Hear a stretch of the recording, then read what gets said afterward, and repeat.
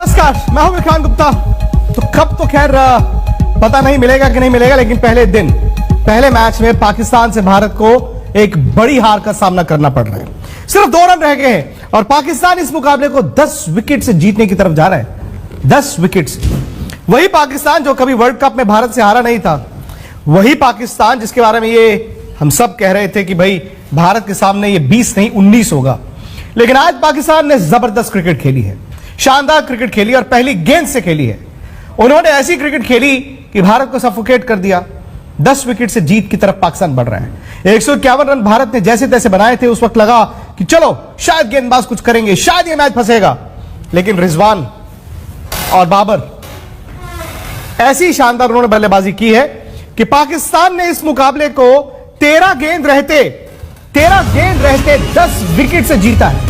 Match खत्म हो चुका है और भारत पहले मुकाबले में बड़ी करारी हार का सामना कर चुका है। पहले ही मैच में भारत को पाकिस्तान ने हराया, 10 विकेट से हराया है। 10 विकेट से पाकिस्तान ने भारत को हराया, 13 गेंदें रहते हराया।